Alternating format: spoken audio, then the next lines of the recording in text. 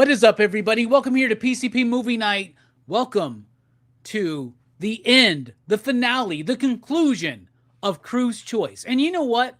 The most important member of the Excitable PCP crew is you, the audience. So we finally gave you a pick for Crew's Choice. And y'all picked 10 movies randomly. Everybody voted on them. And the winner is tonight's movie, Hot Fuzz, from 2007, directed by Edgar Wright, written by Edgar Wright and Simon Pegg, starring Simon Pegg, Nick Frost, and Timothy Dalton, which is like, if anybody knows the old lore of pop culture philosophers, this entire channel is built around the legacy of Timothy Dalton and the lamentation therewith of the third Dalton Bond film that we never got, that might just be the greatest Bond film of all time.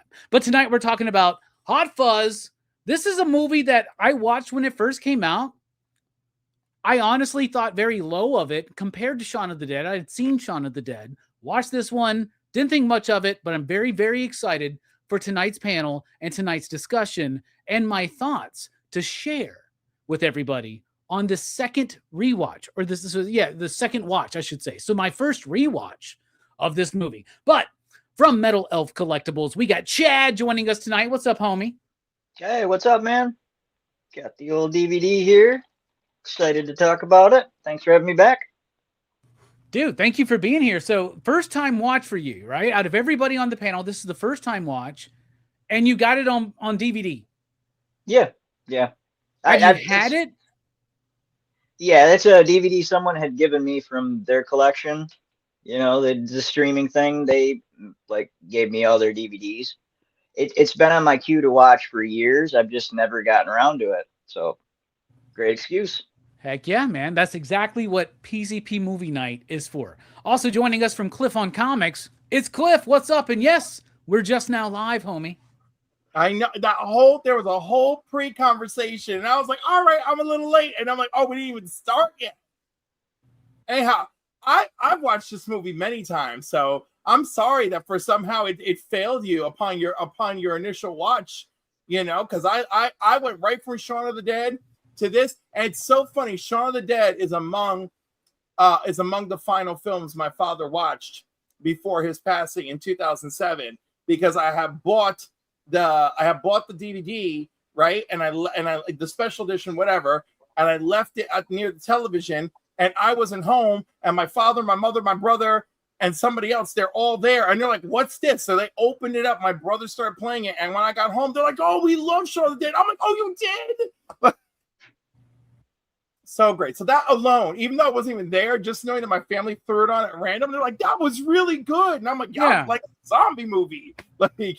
Yeah, well, thank you for joining, and thank you for that story. And dude, don't hate me yet, right? Like you didn't know me back in 2007 when this movie came out, but I was a little bit of a snobby Robbie back then, believe it or not. You know, that's okay. You know, I saw your origin story on the other channel when I was watching High Fidelity, and I realized that movie is actually your origin story. And instead of a record store, it's a comic book store. And I realize now that like that movie is your life, just a little done differently. And then it all makes sense. Bro, it really is. Cliff, you really see me. You really understand. I appreciate that. But you know, one of those dudes, one of those asshats at the High Fidelity record / comic book store back in the day was Jelani. What's up, my man? How you doing, man? Oh, he lying. That is origin story. Right. Right. Yeah, we kind of said that years ago. But yeah, good to be here. Glad to talk about Hot Fuzz. This was not my choice. I can't remember what my choice was, but it was oh, like the one you got behind for the poll, right? Yeah. Like the one I got behind was Cool Hand Luke, and it was one of the last placing out of 10 movies. And I was like, Cool Hand Luke is like 10th or 9th place out of 10 movies? Get out of here, man. It blew my mind. Yeah, man. But it's okay because I love Hot Fuzz. I've seen this movie a couple of times after I saw it in the theater. because I watched it in the theater as well. And I didn't like it as much as Shaun of the Dead, because Shaun of the Dead of the Cornetto trilogy is my favorite. So I can't really, hate. And I love all three because each of them released in a moment in my life where I needed them. That makes sense. And reminded me about the beauty of friendship. All right. Hold on, everybody. Before we get too deep, we got two more members of the panel to bring in. Let's bring them in. Let's bring them in real quick, because we're already starting, but we can't start without another man who, just like me, is plagued by in-person hallucinations of Bruce Springsteen. It's Brooks. What's up, Brooks? How you doing? What's up? I'm back. Brooks, did you get a new camera? Because you look vivid. You look like you are being shot for a Spider Noir color. It looks great. I love it. I love it. You're welcome. Yeah, I got kicked out of Valinor. And back here. Did somebody buy him a Middle camera? Earth. Delaney, did you buy him a camera? No, he just fixed his mine. camera. Oh, He he fixed his just changed camera. my settings for me. Wow, this is fixed. You're welcome. All right, this is already going to be a fun movie review. And the final member of the panel, who is still in Valinor and slightly in the back rooms of Valinor, it's Link, the missing Link himself. What's up, Steph? How you doing? Call myself. What's going on, gentlemen? Happy to be here. Happy to talk about this classic. I was expecting more, honestly, but No, that was a really good, truncated introduction. I mean, that was perfect. Happy to be here. Happy to talk about this classic. That's how everybody should have done this, actually. So everybody should pay attention to that. No. Not at all. Now people are like 8 minutes into the stream. They're like, are they going to start talking about the fucking movie? What's going on? They're talking about ass hats and whatever. Anyway, let's talk about Hot Fuzz. When we just lost Cliff. When this movie came up in the poll, right? And if anybody doesn't know, like, we usually come up with these polls when we're doing a live stream, usually on a Rockin' Robbie Live, which is not as common these days. So I don't know if we did this poll on a PCP movie night or if we did it on a Rockin' Robbie Live. But, first 10 movies that pop up, we haven't already covered. We put it in a poll. Everybody votes for it over in the PCP Army, which is our Facebook group. Maybe eventually we just need to make the poll on YouTube. We'll have more votes or something. But we've had some really great, outstanding results, I would say, from our poll winners. And Hot Fuzz is never a movie I would have picked to review, if you know what I'm saying, right? I would never have picked this movie. I am an Edgar Wright fan, but I'm mostly an Edgar Wright fan after these first three films. Unbelievable, because it's so beautiful, his image. I cannot get over that he did this by fixing it himself. Like, bravo, Brooks, bravo. Where'd Link come from? What's going on? What are you talking about, man? Is everybody else as confused as me? I was talking about Brooks's beautiful color palette, and then the next thing I know, the screen got swirly, and I just kept talking about how impressed I am that he fixed his own camera. And then all of a sudden, y'all stopped being frozen and Link appeared. It's been like shuffling. Shuffling the screens. It's weird. Yeah. Whoa. Feels like we are in a shuffle. I'm trying to remember who is who. It doesn't matter. This is where we're set. Whatever. All right. What was I saying? I was talking about this movie. All right. I would have never picked this movie to review again. But I'm glad that this movie got picked for us. Because, man, did I enjoy this film. The first time I watched it, I thought it was all right. To be honest, Shaun of the Dead, I think is okay, right? Hot Fuzz, I think is okay, or I thought was okay. Now I think it's a little bit better than okay. I never saw At World's End, right? But I do love Baby Driver.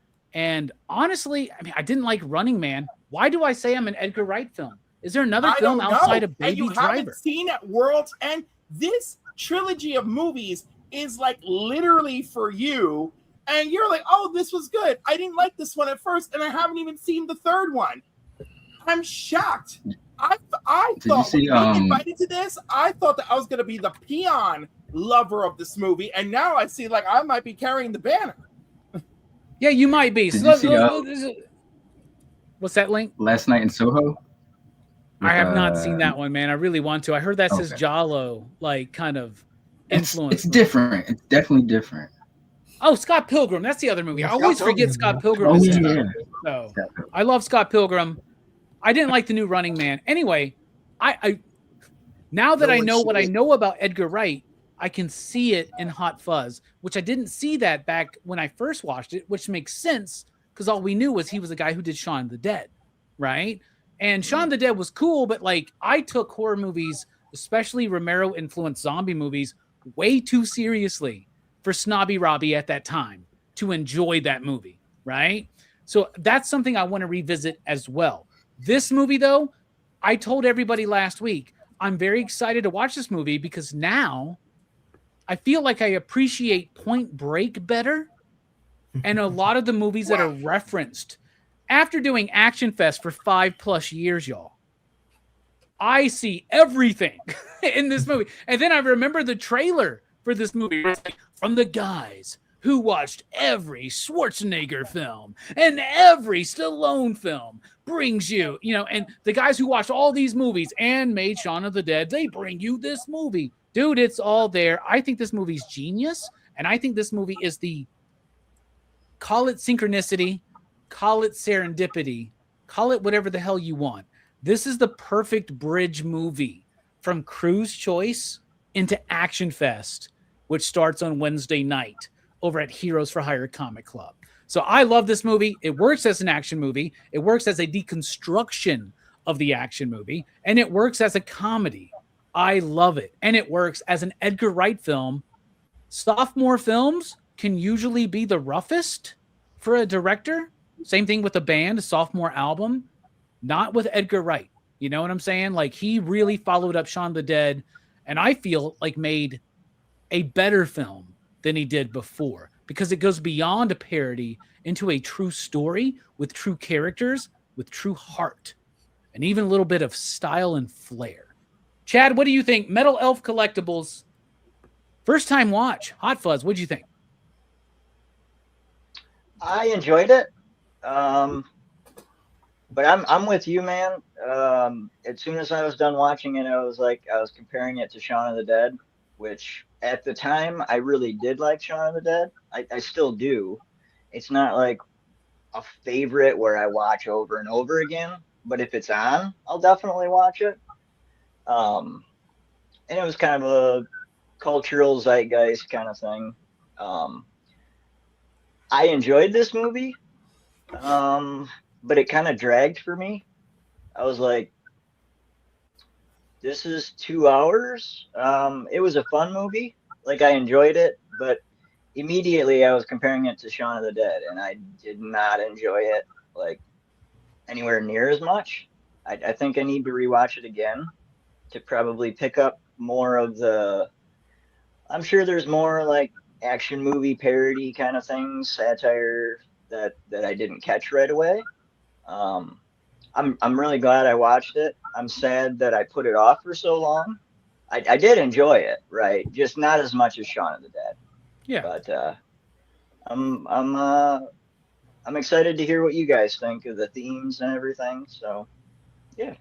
What I'm really excited about is to see what Cliff has to say now, because I saw him bite his lip the entire time you were speaking, bro. So, Cliff, why don't you tell us what you think about Hot Fuzz? I think this movie has gotten better every time I watch it. It is a buddy cop movie. It is a Midsommar mystery movie. It's an action movie. It is satire. It's all the things. We got the straightest straight man character to anchor the whole film so we can watch the ridiculousness unfold around him.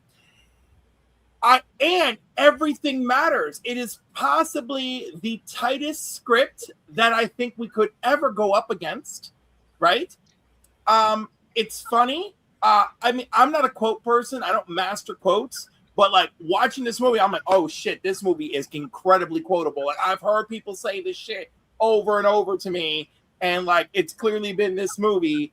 And, and of course, because now that I follow the pop culture masterpiece formula for watching these movies, and I can't get it out of my head. Now I'm just peeling all the onion layers and enjoying it. And I'm like structure, style, sound. Yes. Check my boxes. But I really enjoyed it from the moment he goes into the office and like, how's your hand? Yeah, we think it's time for you to get a desk job. No, do you want to take this up a level? Boom. It's like, we think you need to take this up. No, I want to talk to the general sergeant, blah blah blah. And it's like, okay, so how's your hand? No, it's fine. It's got a cramp. It's like, we need you to move to the country. You're making us look bad. I love that scene because it has an example of the great writing is I guess, but when Bill Nye, I think that's his name, the top police chief comes in, he's like, hey, how's your mother? You know, and in Shaun of the Dead, he had dated his mother, you know, so that was like a cool little callback. But yeah, I totally agree with that. Yeah, absolutely. I agree with what he's saying. I mean, it's kind of like Hot Fuzz is a great rewatch. You know, it's great on the rewatch. I remember comparing it to Shaun of the Dead on my first watch and being disappointed. Nowadays, I actually think it's a better film. I would say that. And I've seen Shaun of the Dead multiple times just being a zombie guy, right? Oh, and here's the special thing. Because I was less movie obsessed at the time, I have a built-in memory bubble where I do not associate those three movies together. I only realized those three movies shared all the things that they share when I saw At World's End. It was only then that I was like, oh, it's ice cream. Yeah, exactly. So that's the other benefit. When I saw this movie, I was like, oh, it's the guys from. I was like, oh, I like these guys from that other movie. So I had that I've had that built-in layer in my mind of like, oh, these are like separate movies, but like the later knowledge of like, oh yeah, but they're not quite separate movies. Yeah. I'm actually very excited to check out At World's End for the first time. Brooks, this was not a first-time watch for you. What did you think about it though on the rewatch? No, yeah, like I'd recently, like not too long ago, like I think like late last year, when my buddy Dave had his rental shop open, I would like go in like every couple of weeks and like usually I'd have him like recommend me something. And one week he recommended the trilogy, so like I rented all three of them and I watched them in order: Shaun of the Dead, Hot Fuzz, and then World's End. And I like. It's not surprisingly, this was my favorite one. Like, you know, I love how it, like, you know, it's an action movie, but it's like a loving tribute, but also like, you know, it's taking the piss out of action movies at the same time. And I think the reason it works so well is because, you know, you have the protagonist is a very like hyper competent action star type guy, but he's like anchored by this. He's also a super square guy.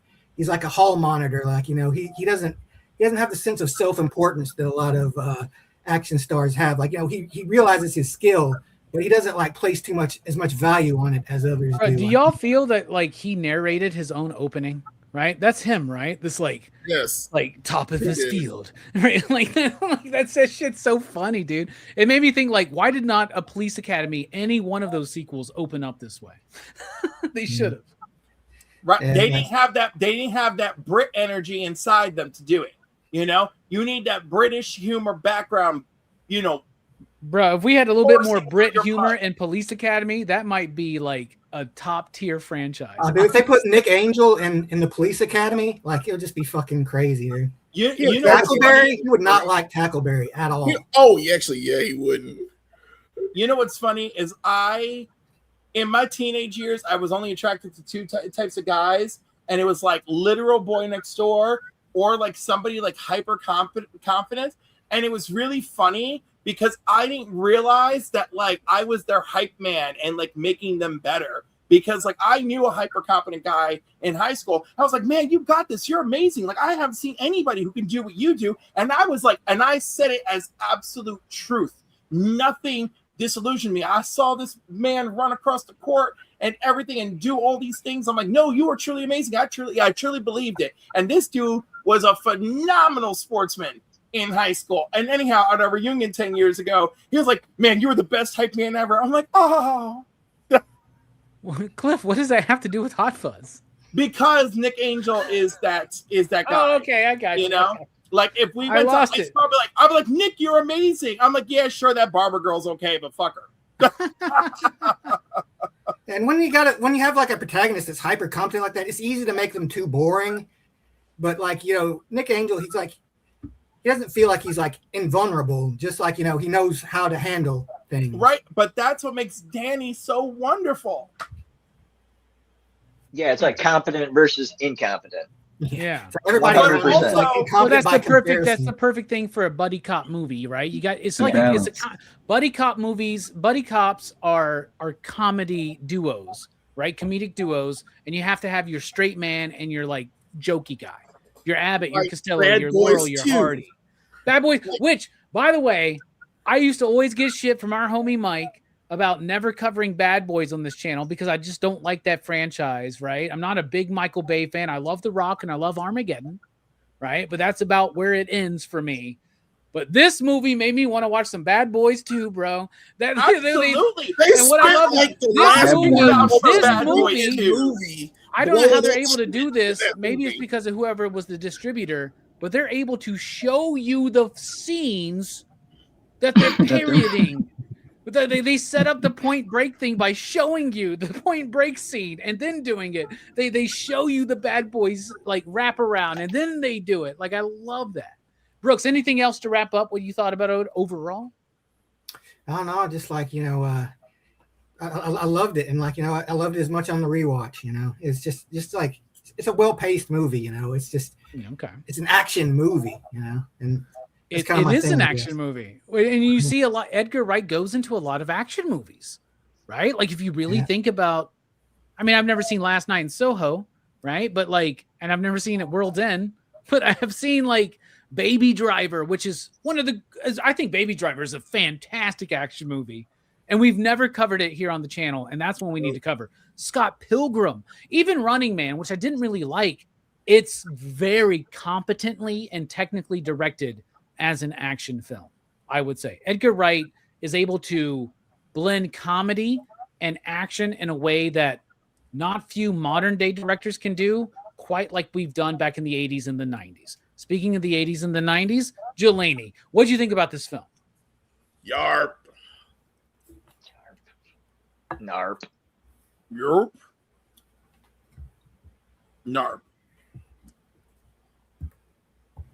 Are you doing a Mike Matthews type bit tonight? Is that what You didn't hear me say yarp? I heard you say yarp. You like, I get it, man. But no, what do you think about the movie? I know you got some thoughts. I love this movie. This movie is fantastic. On this rewatch, I love how many genuine laughs I got from it. It was very impressive. It just tells you that the Cornetto trilogy is one of the finest, and you should watch World's End too. It's not my favorite because it's aliens, but it's still Is Seth pretty Rogen in decent. that one, or am I thinking of another movie? No. Okay. No, That's that's Paul. the bar You're crawl. thinking of This Is the End, or Oh, okay. Word, It's kind word, of this is word. it. It's like the They came out guys around the same make time, one too. last bar crawl. So they're very like it's aliens with a bar crawl, and they're all trying to bar crawl to the bar called At World's End. Did they both? Did you know, Jelani, if Edgar and Simon both worked on Spaced? Because I know Yeah. that Space was like okay, that's what I thought. Yeah. Like Space was like that show they, They did on worked on BBC. Space Okay, with word, Nick. okay. Yeah. It was all the thing. This is back when I loved Shaun of the Dead because I absolutely adore Shaun of the Dead. And Hot Fuzz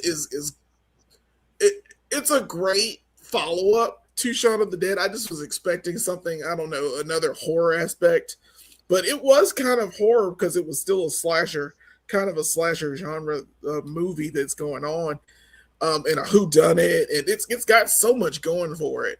So it's You see it's his how Giallo cool- kind of influence in this movie. I think. Yeah, for the Fish Out of first time, Water. really. Yeah. Because Nicholas Angel is that huge fish out of water. He's not used to being in a quiet town, and it's more than a quiet town. It's like he was sent there on purpose because of all the accidents. So, I mean, I love certain things about this movie. I love the characters of this film. I love the fact that, like you mentioned before, that Point Break and Bad Boys 2 are used so heavily in this because it is a deconstruction of a cop movie. It does pace itself well to the point where you understand like where Nicholas is coming from. Like, yeah, none of these are accidents. None of this is what it is, what it seems. This stupid Sanford town is just a little too nice, and I don't know. I'm on this rewatch. I liked it more than the first time I've seen it. I saw it because, like I said, I watched Shaun of the Dead, and I was expecting a little more from it in this movie and didn't get it. But at the same time, it's very impressive, and I still like it. There's not really, I don't know, no real notes on it yet. Like I said, it could be a little shorter, but other than that, I think it's pretty good. I agree. I think it could be a little bit shorter. Just a little bit. But I love that it's like, when I was watching it this time, I'm like, I see the giallo influence, the slasher influence, the comedic influence, the action movie influence. Like, you see Edgar Wright working out his influences in these two movies, right? And kind of put it together and start kind of coming up with his own unique voice that we see in films like Baby Driver, or Scott Pilgrim, which is based on a graphic novel series, but like still is very, very Edgar Wright. Even Running Man, which I don't like, is very Edgar Wright. And I really wish he could have done his Ant-Man film. That could have changed the history of the MCU. Beautiful.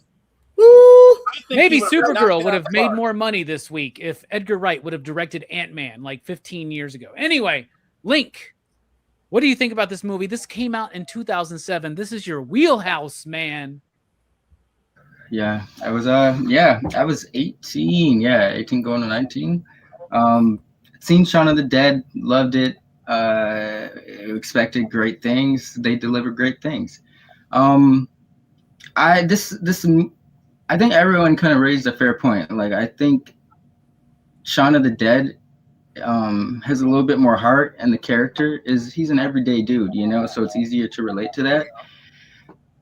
But while I think the plot in this can be I don't know what's the word, like it can seem a little bit meandering sometimes, but I think the script is way tighter than Shaun of the Dead. Like, the dialogue, the banter, the back and forth is like top tier. I agree with everything, the influences.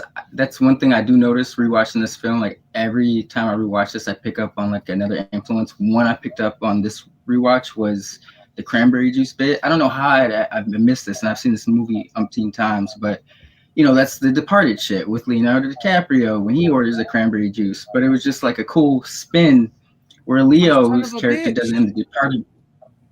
What's that? No, I didn't know that. Yeah, that. Yeah, just straight. Yeah. And this came out the year after Departed, so Departed was out when they were probably making this. Dude, I've never noticed that. That's hilarious. Yeah, it was less than a year because the Departed, I think, came out like fall of 2006, and this movie came out early 2007. So there's like a 5 month gap between them. So he was in the kitchen writing, man, and editing. But I love the spin on that because take care of his urinary tract, bro. Like, that's what I thought. Hey, keep saying it's a good word. What did Leo say? It's a good diatric or whatever the word was. Diuretic. Yeah, diuretic. But the beauty of that is because it works, because obviously it's a homage to that. And in the movie, Leo's character is doing that because he's trying to keep his wits about him, obviously, and shit.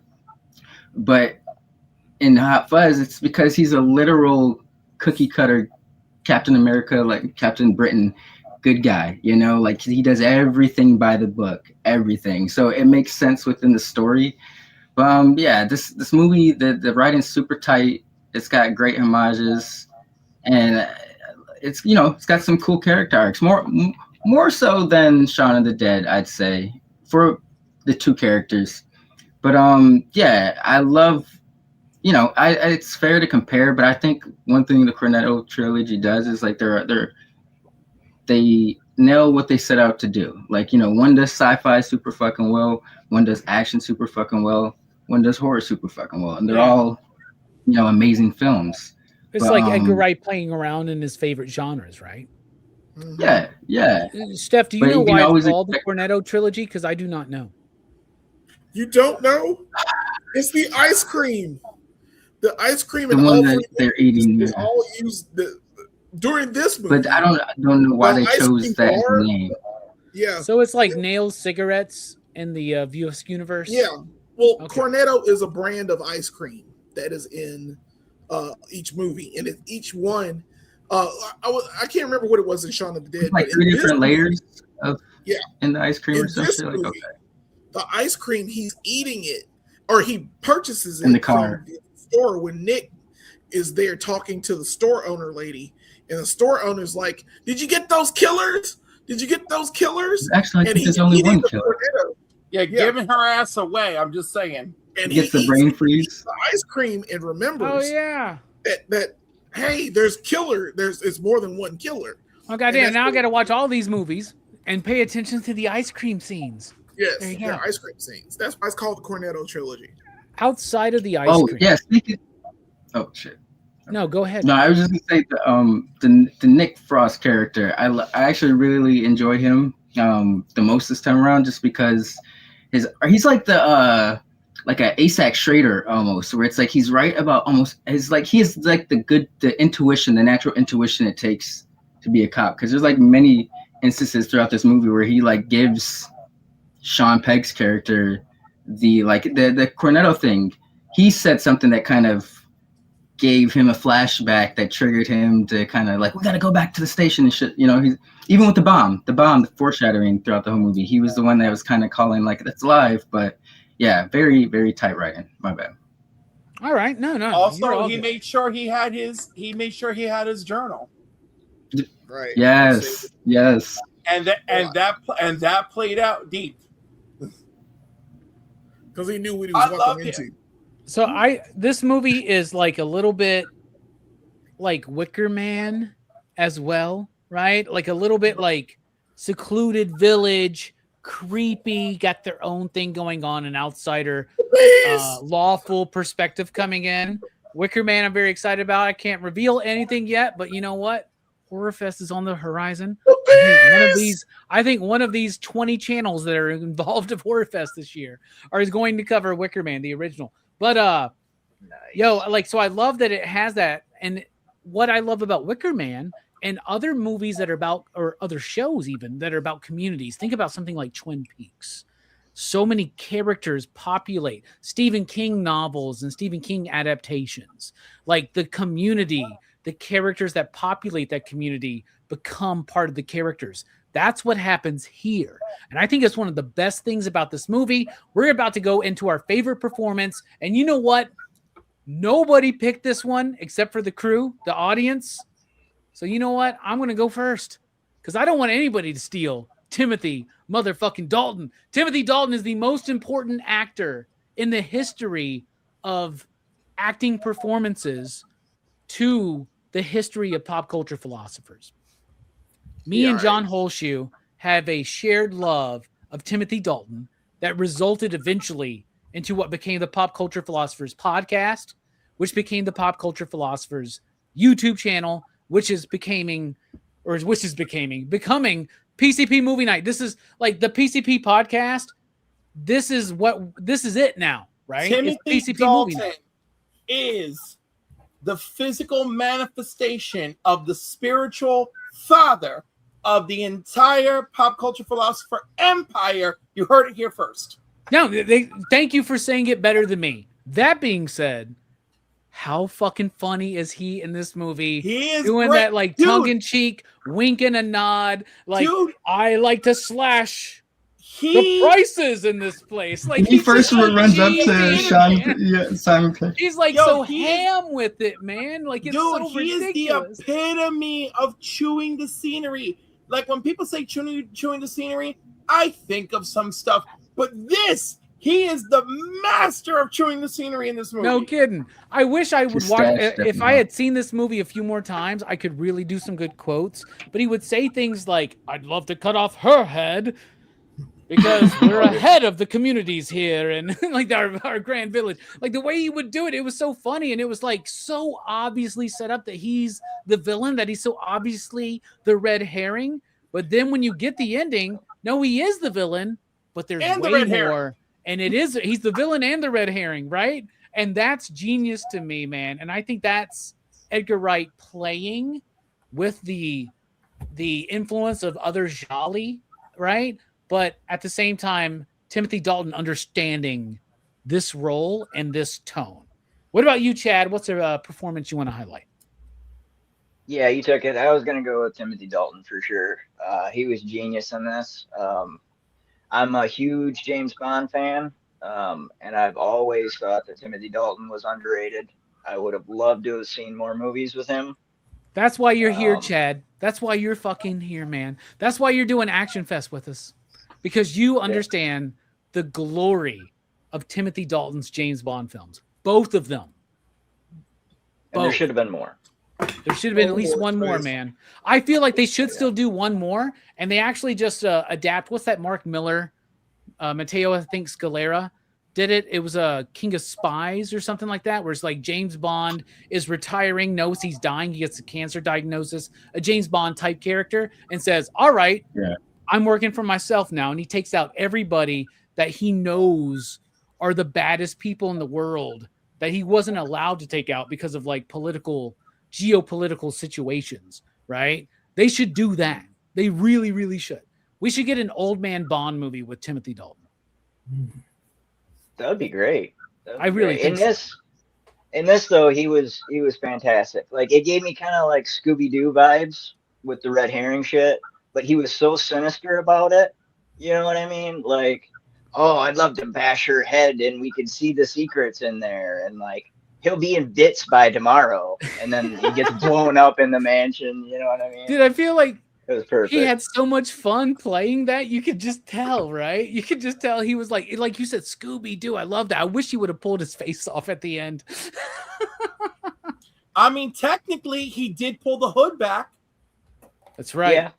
Yeah. Right? I mean, they covered a lot of bases. He says every line was such a devilish delight, right? Yeah. Like he's just like the way he says it and looks in his eyebrows and like, oh my! I have a huge crush on Timothy Dalton, by the way. The oldest man I would have sex with, just so everybody knows. So there you go. For sure.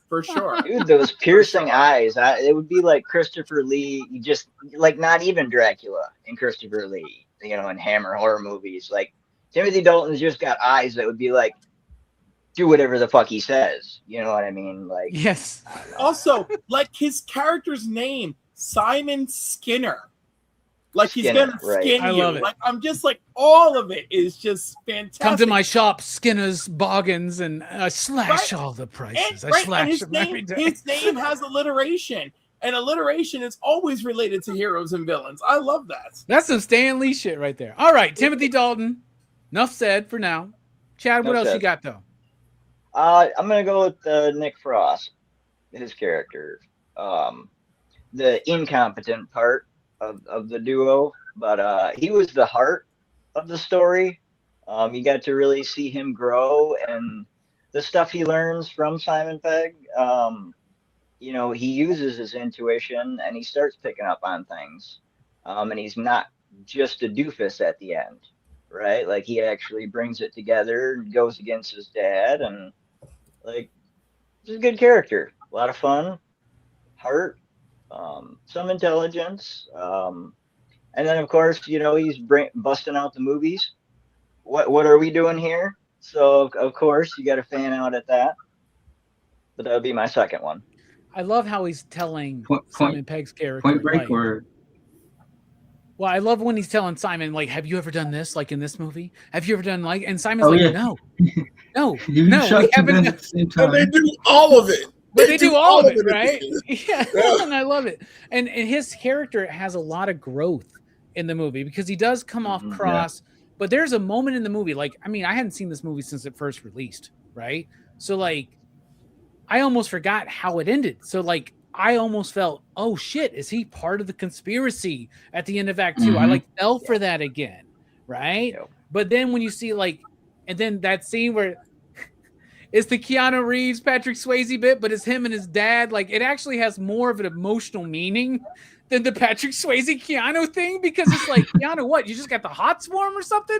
Like, why are you doing? Shoot him! Shoot him in the leg! This is what you're doing. What, you like surfing that much? Like, is it Lori Petty? What the fuck is going on here? But anyway, No, yeah. that's some gay shit, and nobody wants to own up to it. But that's what's happening in Point Break.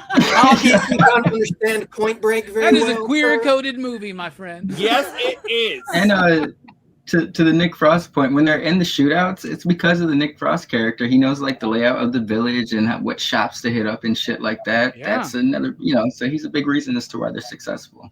Absolutely. Yeah. And you know what? They got drunk that night and watched all those fucking movies, and that's why they're acting it out. Point Now, Break Simon or Pegg's Bad Boys character, 2. Nick, right? Especially Bad Boys 2. He has Especially Bad Boys 2. he now has the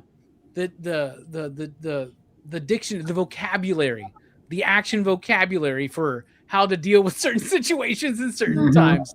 What about you, Cliff? What's a performance you want to highlight? Well, Chad stole mine because basically Danny is me. Like, I don't know if you can't tell, but he's totally me in maybe a D queer coded, like hanging around, overweight, snacking on ice cream. What do you mean you haven't seen any of these movies? What do you mean you never read Woman of Tomorrow? That's me.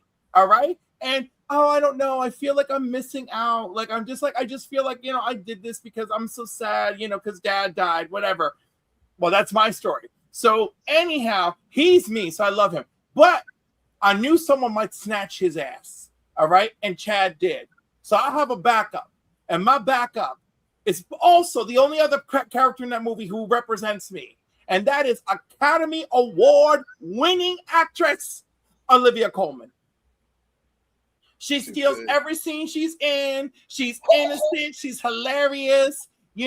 She's always talking inappropriate and dirty, just like me. How can I not love her?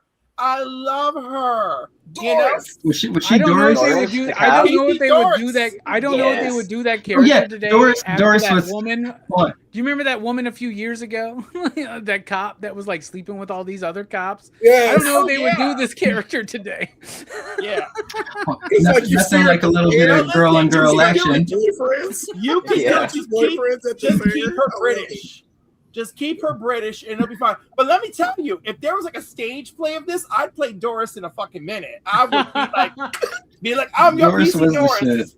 Bro, if they did a like Brooklyn Nine-Nine British type style version of Hot Fuzz, that would be a perfect character, right? Like that, like to go on week to week to week. Man, there's so many bits there. I love that. What about you, Brooks? There's so many bits with you. In fact, we call you So Many Bits Brooks behind your back now for the first time in front of you. So what do you think about a performance you want to highlight in this film? Well, I like to dive deep sometimes, in my characters, try to pick somebody a little unexpected. And in this movie, like a character that kind of stuck, mainly because of their absence in the movie, is his ex-wife. She's like, I love the fact that she's such a non-character in this movie that, you don't even see her face. Like, you only see her in like with the mask and with the thing over. She's just a pair of eyes and a voice basically.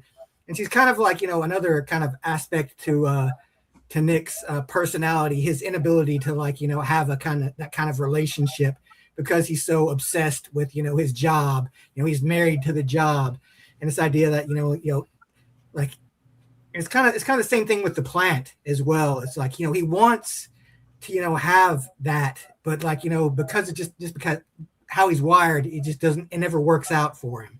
I'm not wired that way. Yeah, she just has like one little scene too. And I think the first time I watched it, I kind of expected like she was going to come back at some point and she'd like end up helping him somehow, but like, nope, that's it. She gets that one little scene in the beginning. You never see her face again. She's never mentioned again. She's just a non-entity. But I just love that about this movie, how that kind of subverts things too sometimes. I like that. In fact, you dig deep because I was like, who's ex-wife?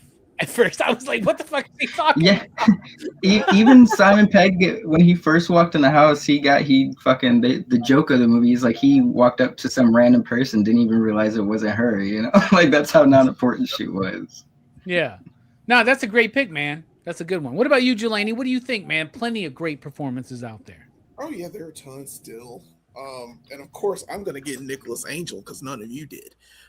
Simon Pegg is one of my favorite actors of all time. He probably in my top 10. The way he's Scotty, man.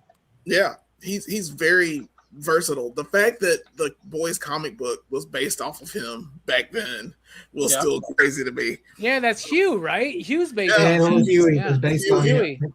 Huey, you it's bloody based cunt! Yeah. Bollocks.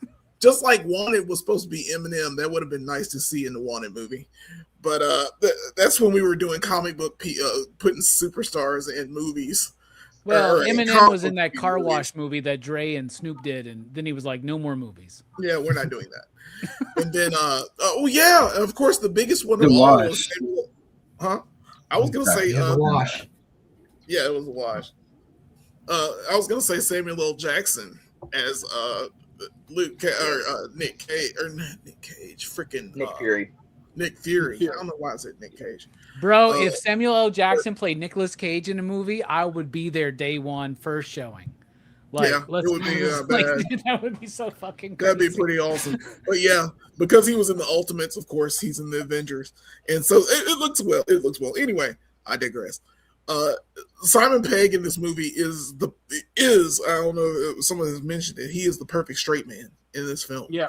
And like he is a cop who's straight laced. He's that dude. He's the go-to guy, but even at the same time, he's like very malleable because he can be trained to be an awesome action star. He just chooses not to be. And I like his interplay with Donnie and everyone, and even the freaking Swan. His character grows in this film, and you can watch him grow. And I like how Simon Pegg is like the main character, but in each of the movies, but he's a different take on our personality, especially World's End, because the World's End I don't like at all. I don't know why. He's just unlikable in that movie. But he's a bigger prick in that. He's a bigger prick in that movie, but he plays characters so well. Yeah. And so Simon Pegg becomes more prickish as the trilogy progresses. Yes. So he's prickishly progressive. You gotta watch The World's End. I'm surprised you. Yeah, we got to. Yeah, we got to. We got to do it now. Yeah. I've not seen it either. But I love Simon Pegg. He's just one of those guys that knows the assignment and works it very well. And he with Timothy Dalton, when Timothy Dalton put up beside him, he's like, "What?" And he's like, "I'm the slasher. You need to arrest me." It's a crime like, what I do every day here. But he's the I give this village the best deals. Oh my god, it's so ridiculous. Simon plays him against him so well, man. Yeah, he plays against everyone so well about how crazy this town is, everything. And it's all for, of course, the greater good. The greater good. You feel that he falls in love with this town. Yeah. Throughout it. Yeah. And they don't have to do like they don't have to do like a crazy, like super crazy love interest kind of story or anything like that. They just keep it at the buddy cop romance. Friendship. Exactly. What about you? What's a performance you want to highlight? I mean, there's you guys list out great ones. I'm gonna go with Simon Pegg, Nick Frost. I think the movie works so well because of their rapport, the characters they play. You know, as Jelani was saying, Simon Pegg is like the perfect straight man, but he's not like he's almost like an endearing asshole where you're not overwhelmed by his straight edginess, like where he's trying to outdo everybody. He's just trying to do good, and that comes across. Nick Frost is a lovable goof with untapped potential, and kind of radiates off of him to the point where he he puts his foot down. He saves the day quite a bit. He's almost the real hero of the movie. But I feel like hold on real quick. Nick Frost and Simon Pegg in this movie could almost be like the Edgar Wright equivalent of the PCP Double Dragon. Double Dragon. Which one's Nick? And I think Nick is you, honestly, Brooks, and I think that Simon is Link. So you got the what I better would say. character, Brooks. You got the better character. But you know, to not say anything too much about World's End, like I think that these two movies get talked about the most is because of the rapport and relationship between Simon Pegg and Nick Frost. Like that, they kind of deviate away from that without saying too much. Not to spoil anything. It's still there, but it's not as prevalent. And I think that's what makes these movies shine is their two characters. Like Cliff said, the power of friendship, because that's a big focus in Shaun of the Dead, the power of friendship. And that's on Full Throttle here, those two characters. All right. Let's talk about the style, structure, and sound. I think that the style is great. You really see, knowing who Edgar Wright is today, you see that really start developing here. But at the same time, you see this like grounded, more homeschool kind of sensibility to it. And I like seeing that step between, right? So I think it's fascinating that the style looks great. It's edited together very well. The action scenes pop as action scenes. When the movie goes fast, that intro is so amazing. I do think structure-wise, it slows down at certain times. And I think that maybe if the weak, if I had to pick one weak part of this whole experience technically, I would say maybe Edgar Wright's script could have been pulled back just a little bit. And I just mean that like just a little bit. So I do think it drags a little bit. I think 2 hours might be too long. 140, 150. Yeah. Somewhere in that range. Maybe 145. But like that's me being overly hypercritical, right?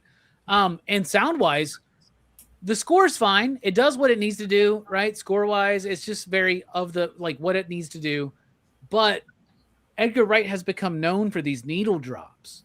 And there's some good needle drops in this movie using certain songs at certain times. And you can see the elevation of this work into Scott Pilgrim and Baby Driver in particular with the use of music in film. What about you, Chad? What do you think about the style, structure, and sound? I think the highlight would be the style for me out of those. I think stylistically, the action sequences are great. You can definitely tell they are fans, done their research and watched every action movie there's been.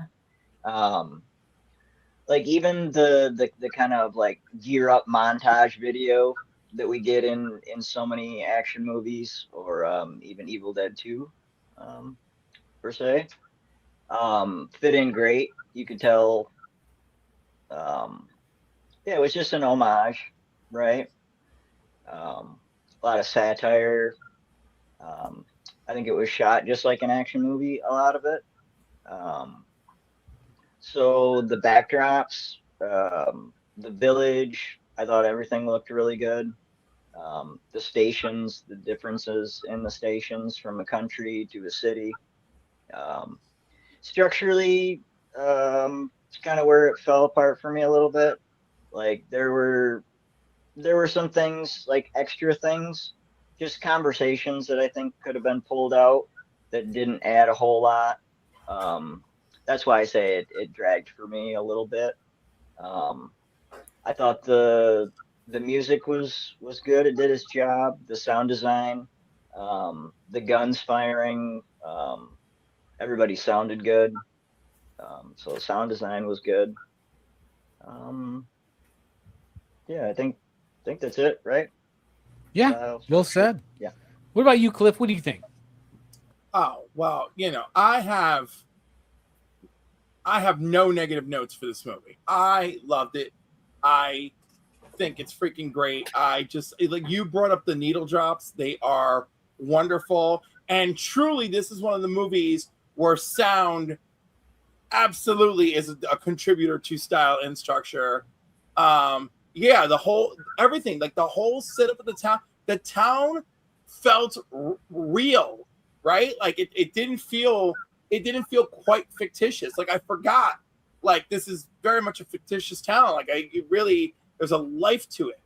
But yeah, I don't think there's any wasted time in this movie. Every joke is a setup with a payoff later. Every line of dialogue is important. Every random detail comes back later into play.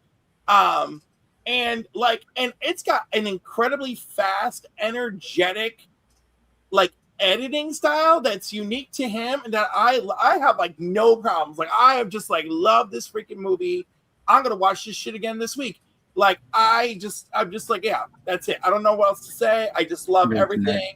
I like the Midsummer. By the way, I don't know if you guys realize there's a little bit of Midsummer like murder mysteries like that used to be like on PBS. Remember those? Yeah. Right? There's like an element of that with this, right? And like Quiet even Town and killing. But like even the way that they like walk like through someone's like around someone's garden, right? It's like that whole thing where the old lady is gonna solve the mystery, but she's just quietly gardening and waiting for her tea to pop on the stove, right? But you know that bitch knows what's going on. She's like, Emily Robertson was away at 3 p.m. on Tuesday afternoon, but what was she really up to? And then it's like, no, Emily's in the clear. She was a sonogram appointment. Congratulations, Emily. And I'm sorry I had to expose you this way. Like, I love that shit. And so yeah, like the movie does so many things so well. We start with a police procedural where it doesn't feel like it's going anywhere because it kind of just feels like, no, there's like a lovely town, except for, you know, the murders, you know, and then like the movie just flips the script for that last act. Ah! Anyhow, I hope I covered the answer properly. I love it, and you did. What about you, Brooks? What do you think about style, structure, and sound? Yeah, like, you know, like I said, I love this movie a lot. And like, you know, I also like, you know, I don't think a second could be cut from this movie. Like, I think it's perfect, you know, perfectly paced, you know, for me. And like, you know, as someone who's a great enjoyer of action movies from like, you know, since my youth, like, you know, it would be easy for like a movie like this that's like, you know, kind of parodying and like, you know, kind of taking the piss out of action movies to like, you know, rub you the wrong way. But I think this movie, like, you know, it does it the right way, you know, because you can feel the love for action movies that the filmmakers have. Like, you know, they're not just like, you know, taking shots at action movies. They're like, you know, they're expressing their love for action movies through this movie. And like, you know, I love like, you know, the how like Edgar Wright's good with these like unsettling weird characters, like the moment where he walks in and is like, you know, fascist. Yes. And then, you know, rag. And then it comes back in the end. Like, you know, I love that stuff. Like, you know, it's just so much fun. And like, you know, the soundtrack is fun as well. Like, I think Edgar Wright's pretty good, you know, with doing his soundtracks. And like, you know, one thing I did miss though, like I think they missed an opportunity to put Inner Circle's Bad Boys in this movie. It's kind of like a staple of like, you know, they probably couldn't get the rights, man, to be honest, man. It might have been lucky enough to get the footage from the movie, right? So yeah, they spent too much on that Bad Boys and Point Break footage. They couldn't afford Inner Circle. Sucks. Exactly. But, that's why the soundtrack doesn't pop. Maybe they just couldn't get it. You know, sometimes it just falls to the cracks. Like, hey, we really tried, we couldn't get it. Yeah, you never know. Jelani, what about you? What do you think? All right, without it. True.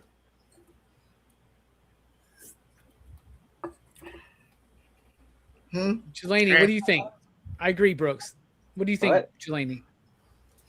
I mean, it's a pretty decent movie. It's paced all right. I still think that you could shave 20 minutes off it, though. I just little stuff.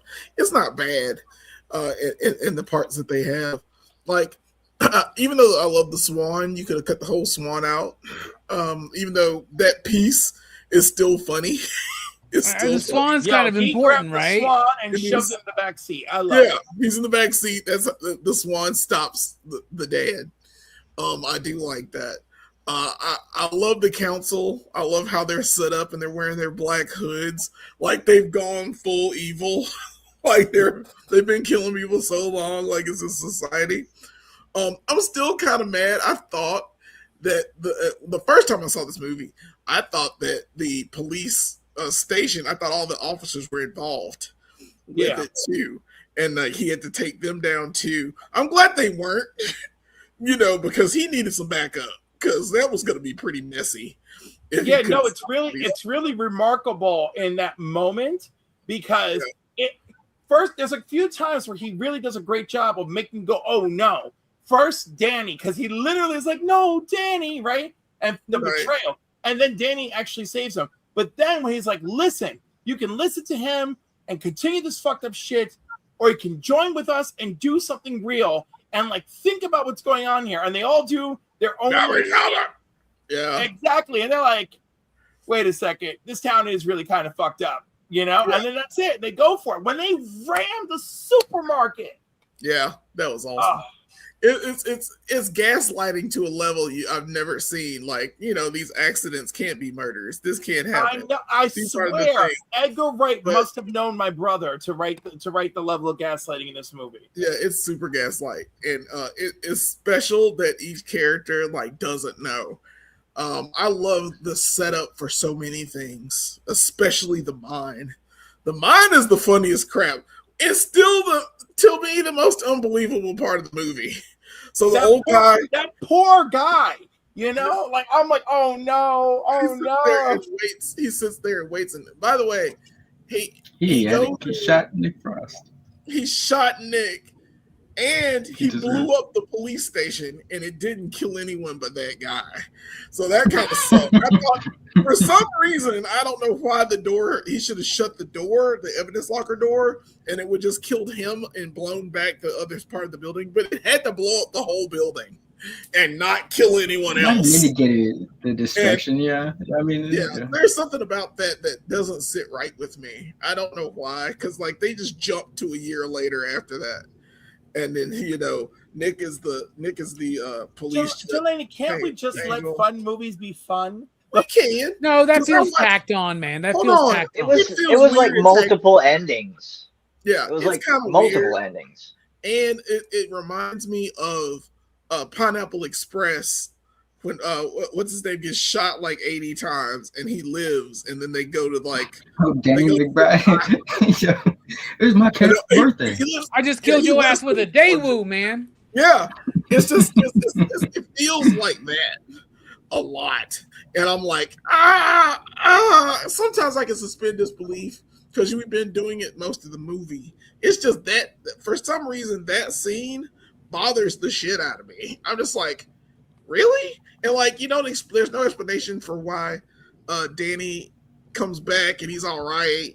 You feel bad he got shot. And you're like, no, Danny, no. There's this interesting thing going on around that same time with comedies doing parodies of action films. Tropic Thunder, Pineapple Express, Hot Fuzz. Yeah. They're all kind of in that same era, right? That's interesting.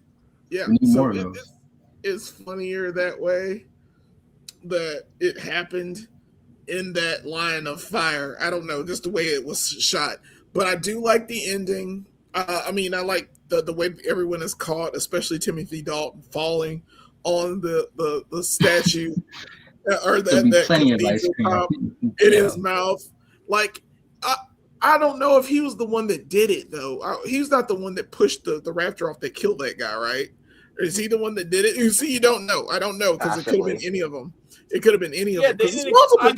I do believe it's him because he is the fittest of the bunch to run up the stairs, push that thing. He's nowhere to be found when they call his name. So I assume he committed that murder. Right. And another thing I forgot to mention during the characters, which I love the characters, but the freaking Hound is in this, and he's the YARP guy. I don't know his name in real life, but I love that character. I love how he gets taken out too in the freezer, and they're like, you should have said, chill out or something. You didn't get to say it. They didn't say it, but oh man, that's the Hound from Game of Thrones, and I keep forgetting. But in his defense, he did get to say playtime is over, and then smack the dude. Playtime is over. But yeah, he does get his lines in. But I like its pace. The music is okay. It's kind of forgettable. Yeah, they did need bad boys in this. Especially at the end when they're driving, they're going back at the end. It should have been like, bad boys, what you gonna do? You know, you need it right there. That was like, oh, that been perfect. And I guess, I mean, that's it. I mean, everything else was fine. Sound design was okay. I like the leaping in the bar. But I think the bar scene where they're jumping with two guns in their hand is one of my favorites. And they're just having a straight up shootout. And I love how none of the bad guys die. No one dies. And I forgot in this movie people died. But no, I love how they died or how they got captured, and each one of them had their own mugshot. Their own unique thing, yeah. Yeah, they had their own unique thing, but I love the mugshots at the end and all the paperwork because they like, yeah, how do you do this? And it was like, nah, I can't deal with all the paperwork, but you have to do all the paperwork because it's actual police work. That's why I like Nicholas Angel so much because he's so by the book and he's so like just so in this film that it works out where he has to book all of these people. Even with all their injuries, and still, I don't know if they're still in the jail. Maybe they did die getting blown up in the police station. Because that would have been fitting because then that way he didn't do it. Yeah, it would have been perfect. But those are my thoughts. It was fine. Yes. Link, what about you? What do you think about style, structure, and sound? Man, style is just ace of spades. I think that's where Edgar Wright excels at. Structure, I'm on the fence that I could have been tightened a little bit, but that's like really, really me just nitpicking. And I think that's like if depending on how I'm feeling when I watch it, because there's been many times where I watched this movie where I didn't, the overall like pacing of the movie I didn't think it needed to be tightened up. This watch it did, but I think so that's a minor nitpick. But beyond that, I think style, structure, it's up there. Sound, it did good as well. I think Edgar Wright didn't really find his knack for music until Scott Pilgrim, and Robbie, you said that earlier. Scott Pilgrim and Baby Driver are really, you can see his evolution in terms of using music to score the movie. But it doesn't take away from that. I think with that, you guys have brought up a very great point. Like we could have had like some more classic like 80s action bangers, or at least Bad Boys at the end of the movie, at least, like Bad Boys during the credits, like that would have been perfect. Peak. But it's the one thing I think this movie age is like a fine wine. It's aged better. It's like it's hard to believe that this movie's gonna be 20 years in like March of next year, and it's just it's still super tight. It's never boring. It never feels dated. So it's aged quite well. Hell yeah, well said. All right, this we like to dive a little bit deeper. This movie has some thematic material. Chad, what are you pulling out of this movie? What's it speaking to you? Mostly friendship, right? Friendship, relationships, about teaching, right? Because he's teaching the Nick Frost character. So patience. I don't know, being anal, in different ways, both with Simon Pegg's character and then also the fucking people in the village. Like everyone died just because they didn't like something about the way they were living. Like it wasn't an actual threat to the group, or the greater good, as they kept calling it. But yeah, control, I guess, goes into that as well, right? Like control.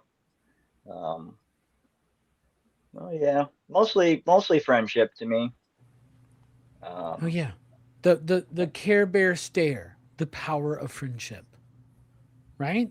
No, it's there 100% because this dude finds like a companion, right? A friend in a place where he didn't feel like he wanted to be. And now he feels like he belongs there, and it's mostly because of this one guy. And I love it. What about you, Cliff? What's this movie speaking to you? The danger, and remember, I said friendship already, but also the danger of valuing appearances over truth. Right? It's perfectionism versus humanity, work-life balance. Friendship is something that makes us stronger, not weaker. And the difference between following rules and doing what's right.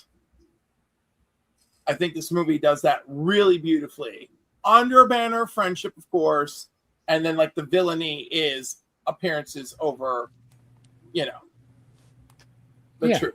Because, they are obsessed with being that perfect village, and it's so far from that in reality.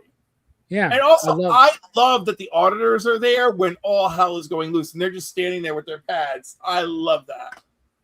Yeah, that's the Wicker Man aspect to me. I love that bit. What about you, Brooks? What's this movie speaking to you? Well, like, there's one thing that I'd like really despise in this world. It's the homeowners association. And this movie's villains are basically that. They're a homeowners association, but murderous. And, it's funny because, you've got Nick Angel, who's like, the straight-laced cop who's like all by the rules. And you have these guys who are also like super like, about rules and regulations and stuff, but they twist it to suit their own ends. And, it's funny seeing like, the contrast between the two, because Nick Angel, to me, he feels like Judge Dredd if he wasn't in a post-apocalyptic police force. Like if Judge Dredd was like in a realistic, like, police, he would be like Nick Engel. He'd be like, buy the book, make sure you do your paperwork. I love the paperwork montages in this movie, by the way. It's one of my favorite jokes is them doing the fucking paperwork. But yeah, it's like, this idea of, justice and like, who gets to decide what's just and like, what deserves, the punishment. Because, these like, when he's going through, like, when he finds all the skeletons and stuff, it's like, it really hits you. Like, these guys are fucked up. They're not just like, these quirky, weird, HOA guys. They're fucking like, they're the next level. They're murderers. Like, they're fucked up. And like, it's a good thing that a guy like Nick Angel exists and came along to put a stop to their villainous homeowners association bullshit. Skinner killed his own cousin. Like, yeah. I like the HOA association. And also there's like some surveillance state stuff in there too, with like, the guy who's got the cameras up there, like, the human statue and all that stuff. Like, that was like a big deal, like, after the Patriot Act was passed. I don't know if England has like their kind of equivalent to that, but like, they're the most, the Patriot Act. They have the most really cameras in the world. That's surveillance state shit. No, when they went for that shit before we did, there was a dude who dressed up in full as a predator because he was a makeup artist. He dressed up every day as a predator to go about in public because he was so furious with the cameras everywhere. Yeah, it's bad because they have cameras at every street corner in London. You can't walk across the street without being seen by CCTV. It's a police state over there, like to watch everything. And well, not really, not terrible, but it's enough to be bothered, to be like mildly irritated that you're there. Yeah, it's a double-edged sword because I mean it does in a way like it can keep people safe, but it can also be like it's very it's serial. Remember V for Vendetta? It started by making them feel safe. Yeah, it's a slippery slope. That's how it starts. Yep. Jelani, what about you? What's this movie speaking to you? I'm going back to the original theme I had was of gaslighting, of making someone believe something that is not true.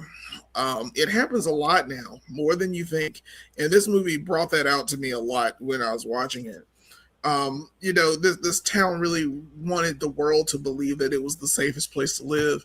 And the only accidents happen here, even though you don't check the accident rate. No one's just sitting around looking around and seeing why all these murders are occurring. And they're occurring so frequently, and no one's saying anything about it. And it's weird that Nicholas Angel was sent here, by accident, technically by accident, because like the last guy that they had with a big fuzzy beard was killed. Basically put in the basement.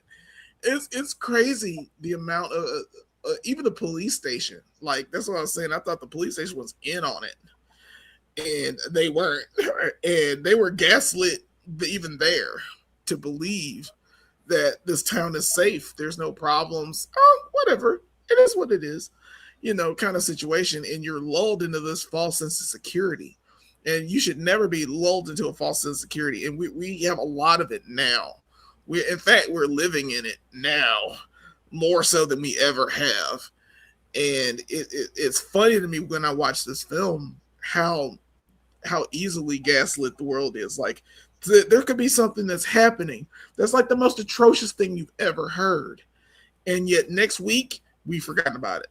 It's nothing. It's like we wiped out. Like there's a machine that's out here just like pumping out just false narrative to the point where we just believe what we believe. I'm not getting political. I'm just saying that that's the thing that's happening at a larger scale than we've ever seen. And I think this town is similar to that, to the point where they've been so safe that people just ignore it. And they're just, all right, whatever. Let's go. The greater good. The greater good. So yeah, it's that. All right, Link, what about you? What's this movie saying to you? On top of all the great themes you gents have mentioned, trust your intuition, I guess. Like Simon Pegg's character, they're like you were saying, Jelani. Simon Pegg's character, especially, was being gaslit throughout this movie when he had a hunch. More than oftentimes, that feeling you get is, the right feeling. Doesn't hurt to do your due diligence and do extra research, but intuition, I think a lot of times people kind of just try to bury that shit or overlook it. Trust your intuition a little bit more. Okay, I like that. I like everything I've heard. So this movie is obviously a deconstruction of action movies, and one of the things it does is it like shows the juxtaposition of like what we think of when we think of like action movie cops and the rather mundane nature of being a cop, all the paperwork. Y'all keep talking about that, Brooks and Jelani, about the paperwork and the montages and all that shit. And like it shows that juxtaposition, but it also, I think, goes a little bit meta about that. Like not just being metatextual, being like, we know what we're doing, like stylistically and structurally, and like, just like we're making an action movie that's like a parody. It goes beyond that, and it's almost like anybody who would look at like the way that Nick Frost's character is that Danny and Nick, right? Those are the characters, right? Yes. The way that Nick looks at Danny and Danny's fascination with like action movies has this like this snobby approach at first, but then they find a connection through these movies that leads into real life. So I think it's kind of like, I'll dive a little bit deeper and pull something that maybe is not intended, but maybe throwing your nose up to Danny is throwing your nose up to action movies, right? And this is a movie to bring people that turn their nose up to movies like Bad Boys 2 or Point Break to see them in a different light. And I think this movie, as much as it is criticizing action films and parodying them, it's also showing a lot of love, a lot of earnest love, and a lot of true-natured appreciation, I would say. So there you go. All right, time to rate this film out of 5, you digs. You out there in the chat, what would you rate Hot Fuzz out of 5? Chad, kick us off here on the panel. Okay, so this is my first watch. I'll definitely have to do some subsequent viewings and seems like everyone has the same consensus that it gets better with more viewings. But this being my first time watch, I'm giving it a 3.5. Like I think it's a fun, solid movie. Lots of good things to say about it. But yeah, I guess I was a little disappointed because I immediately compared it to Shaun of the Dead. So I'll have to watch it again, but I'm going with a 3.5. Yeah. You know what? It's always good, if somebody's always trying to compare your film to your first film, means they think your first film means a lot. I hope you like other Edgar Wright films, because if not, and he's watching this right now, just broke his heart. But I think 3.5 is really good for this film. What about you, Cliff? Where are you sitting? First of all, Edgar Wright, if you ever watch this, I love you. I genuinely think Hot Fuzz is like a nearly perfect film. I think it's hilarious. I think it's meticulously written. I think it's brilliantly directed. I think it's incredibly rewatchable. And watching it this past week only proved that more to me. There are few movies that manage to succeed simultaneously as a comedy, as a mystery, as an action film, as a character study. And Hot Fuzz is like, I did all that, bitch. I did it all. So this isn't just one of the best comedies ever made. I think it's one of the best screenplays ever put to film. I've watched this movie like 12 times. I always get another joke, another payoff, something I forgot comes back to me, and I love it. I was so happy with how many times I actually laughed watching this, and I'm glad because I probably haven't watched it in about 2 years. Now, if I were anywhere else, I would just give this 5 you digs. But I'm here at Pop Culture Philosophers, so I must give it 4.69 you digs. I love it. 4.69 from Cliff, who understands exactly what we do here. What about you, Brooks? What you sitting on?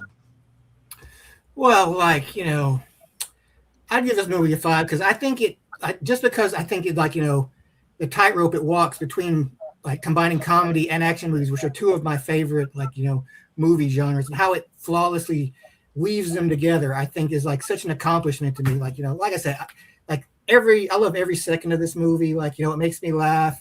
I think the finale on its own, like the big ass ridiculous shootout, like even if the rest of the movie had been just mediocre before that point, I think that finale would have elevated it. But I think the whole movie is great. It's one of my favorites, I think, and it's definitely my favorite out of the trilogy, which is like a really good, 3 really good movies.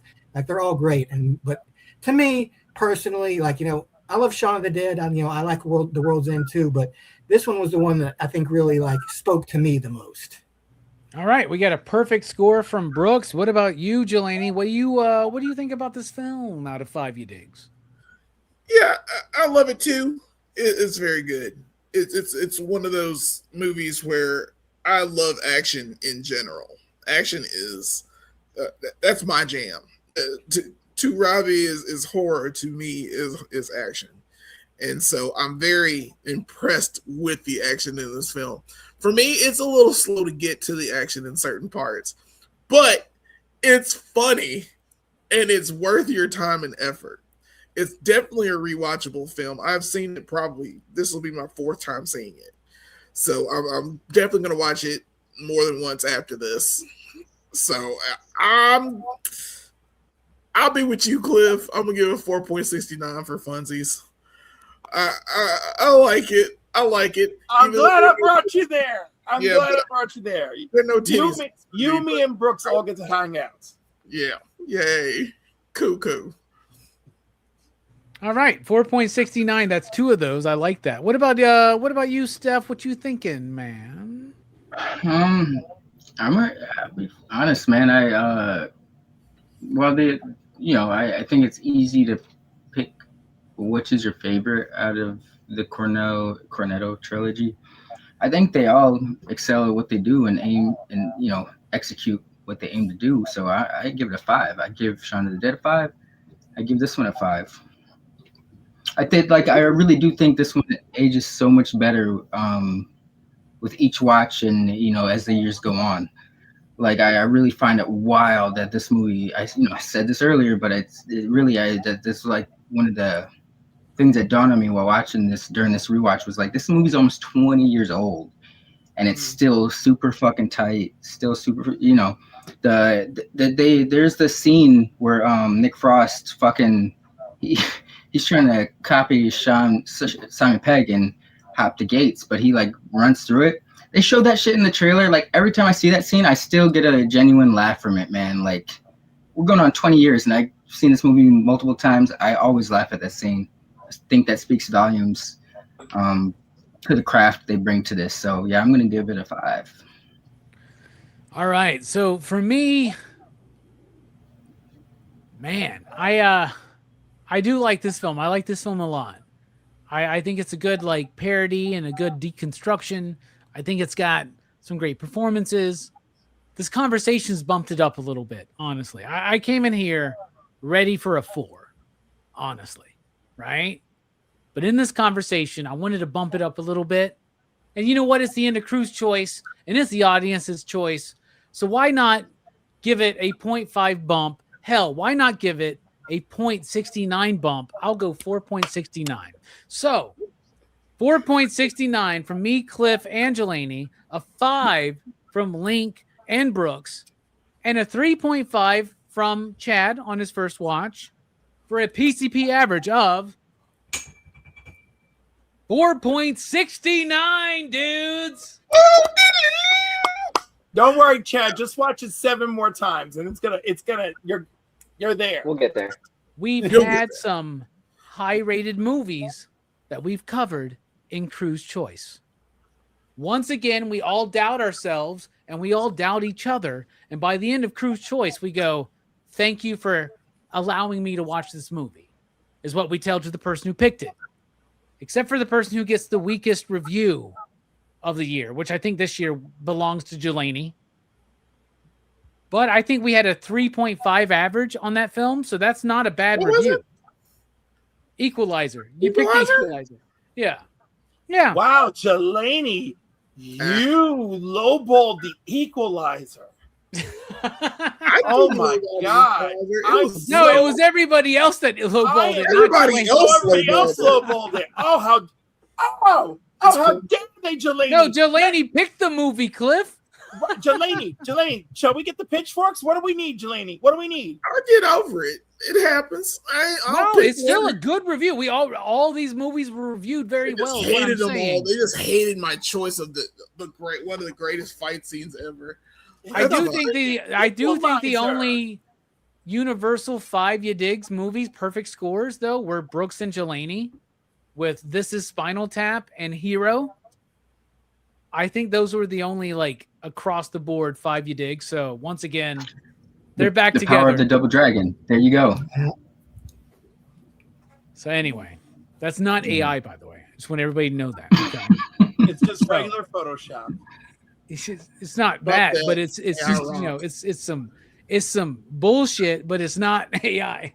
It's not me it's not me asking Elon Musk to fucking do some shit. Like anyway, I'm involved. So anyway, 4.5 for Eric. Yeah, Eric. Yeah, that's good. Eric, I'll send you the Horror Fest list. We're about to send it to the second wave, so get ready. All right, Jonathan's in the house too. What's up, everybody? Appreciate y'all being there. All right. So thus concludes Crew's Choice. Thus concludes our movie review of Hot Fuzz. Action Fest starts in a matter of days. 2 days, in fact. Wednesday night over at Heroes for Hire Comic Club. Action Fest starts. We have 4 channels involved all throughout July. 4 nights a week, sometimes 5. You're going to have a show that's going to be celebrating action in cinema. It starts with Hard Boiled over at Heroes for Hire Comic Club on Wednesday night. Thursday night over at Metal Elf Collectibles Desperado. And then over at Fables channel, one collection down on Friday, we're going to be talking about Speed. I will be there for that, guaranteed. I'm very excited. And then next week here on PCP Movie Night, we're going Van Damme crazy for Action Fest this year. And we're kicking it off here on Monday nights with Lionheart. So I'm very, very excited. Y'all get your Van Damme hats on. There's the full list right there. Look at all of those beautiful movies. covered by all of those beautiful people. And you don't even know who all of the panelists are. But it's a lot of familiar faces. Chad, thank you so much for being here. What you got coming up? I may have spoiled a little bit of it. Oh, yeah. Well, thanks for having me back. I had a lot of fun. Yeah, so I guess first, tomorrow night is I will be over at Heroes for Hire, for Comic Conversations with Matt. And then Wednesday, I will be on the panel for Hard Boiled. Then Thursday will be on my channel. I'm looking forward to this immensely. Desperado. Let's see. I don't think I'm on for Friday night with Fable. I will probably be over at Collectors Assemble Live, Toy Quest 101 at 8:30. And then beyond that, let's see. I don't know. I'm gonna go see Supergirl probably tomorrow with my daughter. Looking forward to that. And then just hanging out with you fine folks for Action Fest and having fun. Heck yeah, Action Fest on the horizon, and what a perfect movie to bridge it, right? It really, really is. Like, to go from like an audience Crew's Choice pick into Action Fest, this is like a perfect bridge film. What about you, Cliff? What you got coming up? What you got going on? You always have so much going on, man. I do, and I'm so mad because none of the thumbnails were ready beforehand. But oh my God, there's a lot, and I'm proud of some of it. So usually Sunday mornings at 10 a.m., Comics and Coffee with Cliff. Wednesday nights at 8 p.m., The Council of Comics. This Wednesday night at 9 p.m., I'll be over on Sector 2815 for Guess That Key. Oh my God. Anyhow, but Sunday, Comics and Coffee at 10 a.m. I got other stuff going on too, but I want to focus on this. But Sunday evening on the Council of Comics, it's part 2 of my 1981 trilogy. We just covered Chariots of Fire this last night. Next week, we are doing 1981's Sam Neill, English-speaking, foreign horror drama, Possession. Brilliant film. Right? Magnifique, right? One of the greatest films of all time that nobody's seen. That's right, Robbie. And let me tell you, my boy Phil hunted down a damn copy for us to watch, okay? He used all the powers of the web and the dark web. Bro, I got that shit on Blu-ray, man. Wait, how about this? He has a Laserdisc. Mercy. Yeah, right? I think my remaster's slightly better, but that still hurts. Oh, absolutely. He's a trooper. He is a trooper. Dude, I really want a Laserdisc player and Laserdisc, but I'm like, bro, you can't afford that. Maybe that's your fifth. Like when you're in your 50s, we'll move to Laserdisc. I think that's my plan. That's the only way to watch Star Wars is on Laserdisc. Because apparently it's got one of them. I will give it to you. Star Wars 77 must be watched on Laserdisc because I believe Han shot first. Also very important, tomorrow night, 7 p.m. Eastern, I'm on Izzyverse NYC, and we cover the top trending comics, and that fucker has me doing some Batman shit tomorrow, so let's see how all that trending out. Comics right now are absolute Batman. Right, Good but luck. we are going to cover other Batman. We're going to do Batman of the multiverse. We're gonna cover some of our favorites. Oh, very cool. That's very cool. One of my favorites is the vampire. He's Batman. definitely on the list. He's Kelly definitely Jones. on the list. Yeah. My personal favorite, because I love some kink, Leatherwing. The pirate Batman. Okay. All right. Y'all know Cliff is all over YouTube, so you'll find him anywhere that you just decide to flip your dick to. Anyway, I did not mean that in a way. Fuck. Anyway, Brooks, what about you? What about you, Brooks? What do you think? What do you got coming up? Final thoughts? Yeah, it may have been mentioned a time or two that I do this thing with Jelani called Go Figure Reviews. And lately we've been going out into the universe because we're the masters of it. And we've been doing some Master of the Universe stuff. We did the Fright Pit, which is one of my favorites. Like You know you I- got a Frank Pit. great place. I love it. And we also did I've already deleted it off of StreamYard, brother. So Awful. I just got the 2 you sent me today. I'm sorry, but yeah, Oh. you did the fright. Yeah. It's called the Slime Pit, by the way. That's some Right, bullshit. it was the slime Okay. pit, but they legally couldn't use it, so they changed it to the fright pit to go along with the fright zone. What they should have done was made it connect to the new fright zone. I would have. Yeah, that would have been perfect. It should have always connected Why to the can't fright they use- zone, but yeah, You why can put can't it they in use Slime fucking Pit. fright? Why can't they Nickelodeon. use Slime Pit? Who owns Slime Pit? What the fuck Just is like that? Road Rage. Remember, Nickelodeon, they right? have that really weird shit with Mattel and Hallmark, and like it was like years before they could use Fisto. It was wild. Okay. Yep.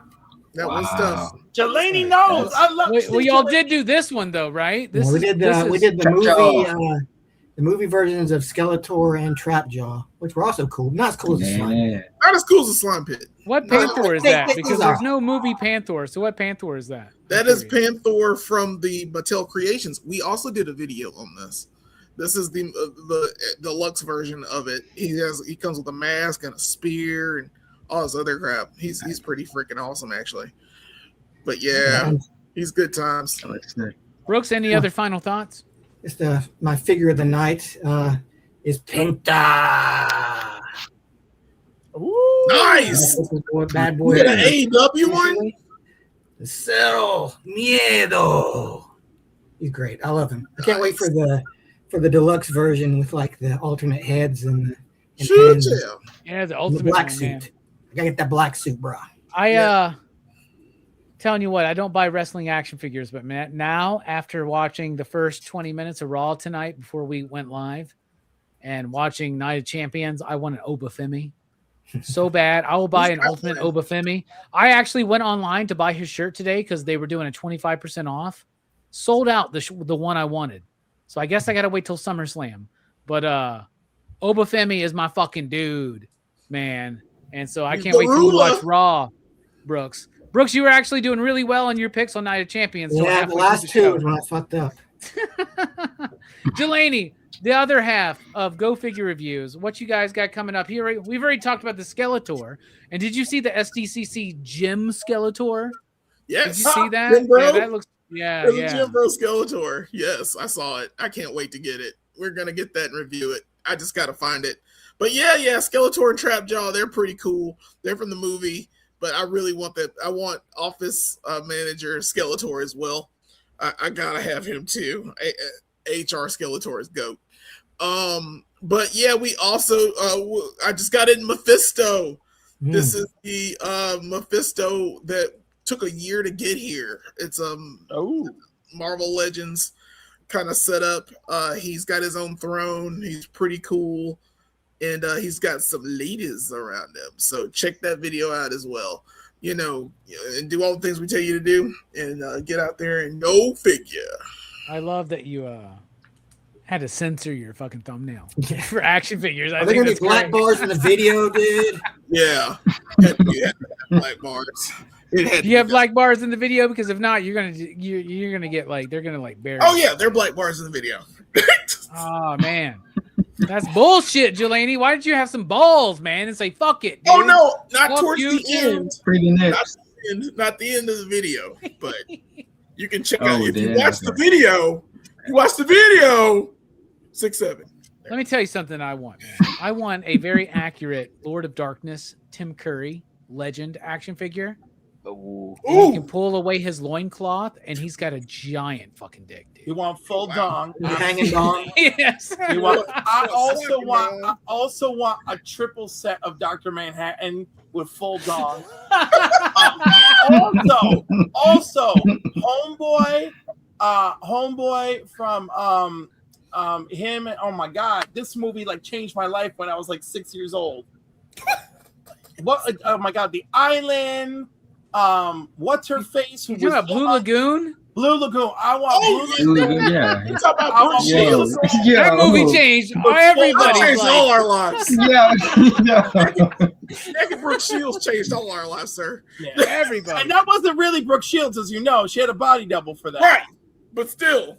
But still. So let's get an action The figure context of set the of movie. them. Make sure it's labeled that they are 18 years old and just full dong full titty. God. And that movie is wild because, and also the fact that I understood such a complex story at such a young age is insane to me. Where I was like, wait a second. It was young love, man. That was young love. It was more than young Yeah, love. it was real icky.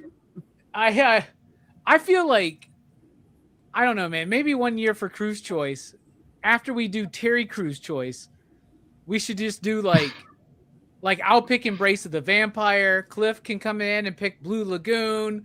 Like somebody picks a Poison Ivy 2 or 3. Like we're all picking Skinamax movies, you know. We do. I feel like we should do PCP movie night down. after dark. For like a month or something at least. I gotta have you. The After Dark Fest, man. We're all picking. Somebody's picking Red Shoe Diaries, the original TV movie with David Duchovny. Dude, I would. Dude, I got some fucking DVDs and Blu-rays, man. I got some Skinamax shit, y'all. So yeah, you can find it. You can find it out there on Amazon, man. It's easy to. Do it. What was that? That fucking documentary show that used to come on like HBO about Real like, sex and shit. Yeah. Real sex. Yeah, there we go. We could do it. Dude, Real Sex. Real Real sex. Sex is one of those things when you're like 12, 13 years old, you'd be like, oh, I'm so excited. Then you realize there's a bunch of saggy old fucking. Yeah. You're just like, I still watch it. oh, this is. I used to be into, like, I used to watch Taxi Cab Confessions or whatever the fuck it was. You remember that shit? Yes, Taxi Cab Confessions. Yes. Yeah, we should do That a got show just lit. about HBO in the 90s, man. Like, Wow. like that's a I'm whole so- fucking thing. That would be All right, nice. instead of inventing more HBO. shows, let's wrap this up. Steph, what you got coming up, my man? This Thursday, not tied to Action Fest, but I guess keep in line, No Country for Old Men. It's Verno. We're at Blood Splatter Chatter. Gave Brother Stu and I a pick for a Crew's Choice, essentially, and Stu picked No Country for Old Men, which is a fucking banger. So yeah, come join us and talk about this classic right here. Coming up in 20 years, 2007. Hell Yeah. Wow. I can't believe it. Almost 20 years, just like Hot Fuzz. Yep. That's crazy. I will be there Thursday night for No Country for Old Men. Oh, hell yeah. When I found out they were doing this fucking movie, I was like, "Are you? Nobody told me till just now. Like, I'll be there. Whatever I got to do to make my fucking schedule work, I'm gonna be there for No Country for Old Men. This is one of my. The Coen brothers are some of my favorite directors, and this is one of my favorite films of theirs. I will also be joining the freshly returned Dylan's Horror Show Sunday night. We're back. We're talking about I Know What You Did Last Summer because it's a July 4th type movie, right? So we're covering it for July 4th, and they had this really badass steelbook on Amazon for like $14 when me and Dylan decided to do this. So I bought it. It's a steelbook with a like translucent slip case that adds the killer and fireworks to the image. I was like, what the fuck? I was like, they came up with this shit last year when that shitty new movie came out, and then nobody bought this. So now they're just like discounting it. It's still like, I think I looked at it the other day. It's like $17. Wow. So join us for Dylan's Horror Show on Sunday as we talk about Dylan's Horror Show. So we got lots of exciting things brewing, including Action Fest, which starts Wednesday, Hard Boiled on Heroes for Hire Comic Club. Thursday, Metal Elf Collectibles, Desperado. Friday, Speed. You'll catch me there. And then Monday night here on PCP Movie Night, Lionheart. And y'all, look at this upcoming list. It's pretty badass. Like, there's not a bad movie in the bunch. And if there is, it's a Van Damme film, but it's all going to be okay because it's Jean-Claude Van Damme. This is one that interests me. Nobody. I hear Nobody is really awesome. good. It So is. Chad's going to be covering that. fun. Very excited. Look at this. Like, it's such an amazing fucking lineup. I don't know who did these thumbnails. They're good. The banners could be better. Yeah. Oh, Brooks, by the way, I've already kind of like committed you to that one. So I feel like you need to watch it again for the first time with With the actual like audio with the music. We covered Iron Eagle on the channel before, and Brooks watched it on YouTube, and all of the music that was licensed was like cut out of the movie. So the movie and all of the pilot like dogfight scenes would just go silent. And Brooks was like, it was an odd choice. When we started talking about the sound design, he's like, it was an odd choice what they did with this movie where they just dropped all the sound out and made it silent. And Brooks thought that was legitimate. So, Brooks, we got to make sure you watch it legitimately. Okay? Sound good? I'll give it a shot.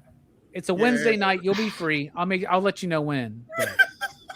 Okay, there's one thing I wanted to add. Since we were talking about physical media, and since a lot of us are comic collectors on here, right? Did you notice within the movie that like DVDs are basically like the comics of newsstand in this movie, right? Like they're literally on spinner racks and shit. And when you see them, you get that nostalgia sense, right? I told you that Danny is me. I told you. But also, I don't know about the rest of you, but I experienced all that with DVDs like for many a year at Walmart. Yeah. People are like, how VHS kind of came back? It's becoming a big thing. Before that, it was Laserdisc. Now it's VHS. DVD is on the horizon, y'all. Because some of these movies are not ever going to be repressed on physical media.